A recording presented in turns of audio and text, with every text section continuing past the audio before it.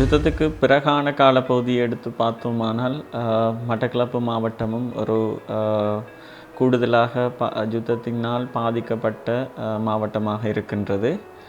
குறிப்பாக இங்கு யுத்தத்துக்கு பிறகான காலப்பகுதியில் ஏறத்தாழ 28,000 பெண்கள் தலைமை தாங்குகின்ற குடும்பங்கள் இங்கே இருக்கின்றது.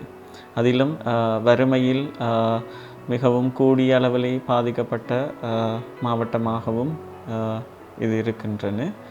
ஆகவே இந்த சூழலில்தான் நாங்கள் கூடுதலாக அவதானிக்கக்கூடியதாக இருந்தது பெண்கள் மற்றும் சிறுமியர்களுக்கு எதிரான பாலியல் மற்றும் பால்நிலை அடிப்படையிலான வன்முறைகள் அதிகரித்து கொண்டு செல்வதை நாங்கள் காணக்கூடியதாக இருந்தது. நாங்கள் 2015 காலப்பகுதியிலே இது தொடர்பாக பல்வேறுபட்ட ஆய்வுகளை நாங்கள் இந்த மாவட்டத்தில் மேற்கொண்டோம். அதன் அடிப்படையில் 2015 நாங்கள் ஒரு எடுகோலை எடுக்க வேண்டியிருந்தது.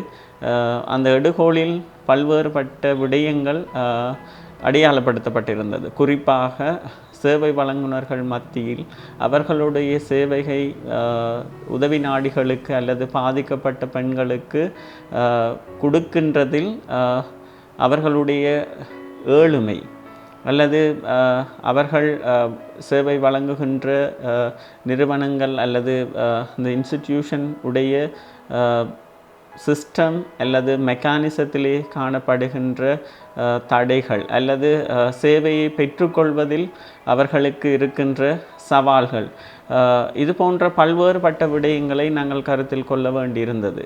அரசினுடைய சேவைகள் குறிப்பிட்ட அளவு இருந்தாலும் கூட ஒவ்வொரு சேவை வழங்குகின்ற அமைப்புகளையும் நாங்கள் பார்க்கின்ற போது அங்கே பல்வேறுபட்ட வளங்கள் அல்லது நிர்வாகம் சார்ந்த சவால்களையும் நாங்கள் அல்லது இடைவெளிகளையும் நாங்கள் பார்க்கக்கூடியதாக இருந்தது.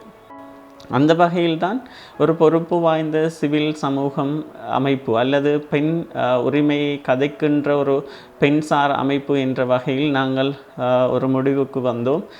எவ்வாறு இந்த சேவை வழங்குனர்களுடன் இணைந்து அவர்களுடைய கொள்ளளவை விருத்தி செய்வதுடன் அங்கே காணப்படுகின்ற இடைவெளிகளை பூர்த்தி செய்வதற்கான ஒரு பங்குதாரராக நாங்கள் இருந்து பாதிக்கப்பட்ட பெண்களுடைய தேவையான சேவைகளையும் அவர்களுடைய உரிமையை பாதுகாத்து கொள்வதற்கான நிலைப்பாட்டையும் நாங்கள் எவ்வாறு இந்த மட்டக்களப்பு மாவட்டத்திலே ஏற்படுத்த போகின்றோம் என்ற நோக்கில்தான் நாங்கள் 2016 மார்ச் மாதம் மட்டக்களப்பு மாவட்டத்திலே பெண்களுடைய உரிமையை மேம்படுத்துவதற்கும் பாதுகாப்பதற்கும் தூண்டுதல்களையும் அதுக்கான பரிந்துரைகளையும் செய்வதை அடிப்படையாக கொண்ட ஒரு எண்ணக்கருவின் பெயரில் நாங்கள் ஒரு 2.5 வருட காலத்துக்கான ஒரு திட்டத்தை அமுல்படுத்தினோம்.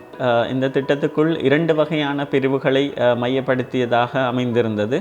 குறிப்பாக அரச திணைக்களங்களுடன் இணைந்து பாதிக்கப்பட்ட பெண்கள் மற்றும் சிறுமியர்களுக்குரிய சேவையை சிறந்த முறையில் வழங்குவதற்காக வேண்டி அரச சேவை வழங்குனர்களுடைய கொள்ளளவை விருத்தி செய்தல், அங்கு காணப்படுகின்ற நடைமுறைகள் மற்றும் பொறிமுறைகளில் இருக்கின்ற இடைவெளிகளை நிவர்த்தி செய்வதன் ஊடாக இலகுவான முறையில் சேவையை பெற்றுக்கொள்வதற்கும் தரமான சேவையை வழங்குவதற்குமான ஒரு சூழலை அரச சேவை வழங்குகின்ற கட்டமைப்பில் மேம்படுத்துவதை ஒரு பிரிவு கவனத்தில் கொண்டிருந்தது.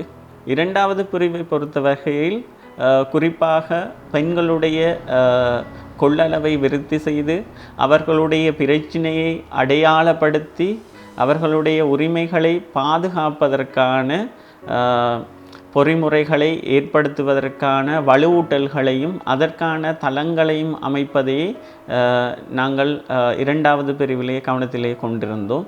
அந்த வகையில் மட்டக்களப்பு மாவட்டத்திலே இருக்கின்ற 14 பிரதேச செயலாளர் பிரிவுகளை உள்ளடக்கியதாக இந்த திட்டம் வடிவமைக்கப்பட்டு கடந்த மார்ச் 2016 தொடக்கம் ஆகஸ்ட் 2018 வரைக்குமான 2.5 வருட காலப்பகுதியிலையும் விசேடமாக சுகாதாரத்துறை நீதித்துறை, அதே போன்று சமூக சேவைகள் துறை, பெண்களுடைய அபிவிருத்தி சார்ந்த துறைகளோடையும் அரச கட்டமைப்புகளோடு இணைந்து வேலை செய்வதற்கான செயற்பாடுகள் முன்னெடுக்கப்பட்டிருந்தது.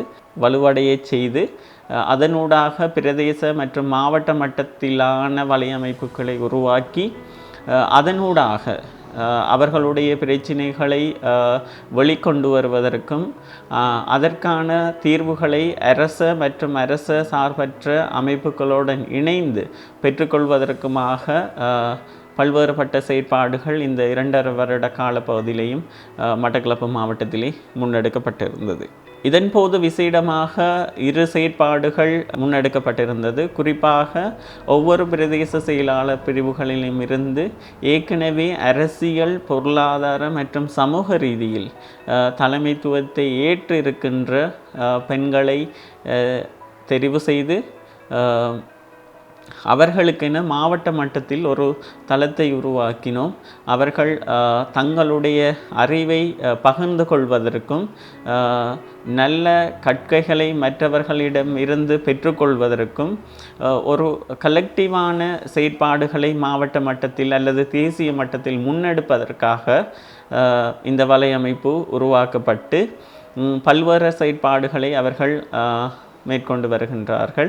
இலங்கையை பொறுத்த வரைக்கும் இன்று வரை காலப்பகுதியிலேயும் போருக்கு பின்னரான இந்த காலப்பகுதிகளில் பெண்களுடைய அரசியல், பொருளாதார மற்றும் சமூக தலைமைத்துவத்தை பற்றி கதைப்பதற்காக தெரிவு செய்யப்பட்டு கட்டமைக்கப்பட்ட விமனைட் வலையமைப்பானது தங்களுடைய சிறந்த தலைமைத்துவத்தை இந்த 3 அரசியல், பொருளாதார மற்றும் சமூக ரீதியிலான தலைமைத்துவத்தை ஏற்று பல்வேறுபட்ட செயற்பாடுகளையும் தேசிய மற்றும் பிராந்திய அளவில் மேற்கொண்டு வருவதையும் நாங்கள் பார்க்கக்கூடியதாக இருக்குது. பால்நிலை அடிப்படையிலான அல்லது பாலியல் ரீதியான வன்முறைகளை அறிக்கையிடுகின்ற வீதம் மற்றும் அதற்கான சட்ட நடவடிக்கைகள் மேற்கொள்கின்ற வீதமும் அதிகரித்திருப்பதையும் நாங்கள் அவதானிக்கக்கூடியதாக இருக்கின்றது. அந்த வகையில் நான் இந்த இடத்தில் விசேடமாக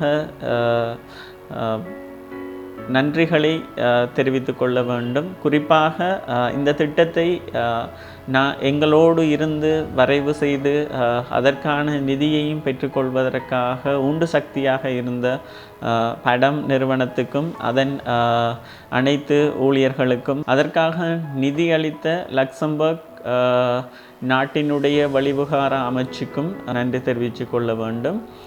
அதே போன்று மட்டக்களப்பு மாவட்ட அரசாங்க அதிபர் மற்றும் உதவி அரசாங்க அதிபர் மற்றும் ஏனைய அரசு அதிகாரிகளுக்கும் நாங்கள் விசேடமாக நன்றியை தெரிவித்துக் கொள்ள வேண்டும். காரணம், இந்த திட்டத்தை நாங்கள் அமுல்படுத்துகின்ற போது எங்களுக்கு பல்வேறுபட்ட சவால்கள் இருந்தது. அந்த சவால்களை நோக்கி நகர்வதற்கும் இந்த திட்டத்தை திறம்பட இந்த மாவட்டத்தில் செயற்படுத்துவதற்கும் அவ்வப்போது தேவையான ஆலோசனைகளையும் வழிகாட்டல்களையும் வழங்கி சிறந்த முறையில் இந்த திட்டத்தை இந்த மாவட்டத்தில் செய்வதற்கு வழிகாட்டியமைக்கு, அது மட்டுமன்றி ஏனைய திணைக்களங்களான போலீஸ், சுகாதார மற்றும் சமூக சேவைகள், நீதித்துறை போன்ற திணைக்களங்களுக்கும் அதனுடைய அதிகாரிகளுக்கும் நன்றி தெரிவித்துக் கொள்ள வேணும். அவர்களுடைய திணைக்களம் அல்லது துறை சார்ந்து வேலை செய்கின்ற போது எங்களோடு ஒருமித்த இணைப்பாக்கத்தை செய்து இந்த செயற்பாடுகளை செய்வதற்கு ஊன்று சக்தியாக இருந்த அனைவருக்கும் இந்த தருணத்தில் நன்றியை தெரிவித்துக் கொள்வதில் பெருமிதம் அடைகின்றேன்.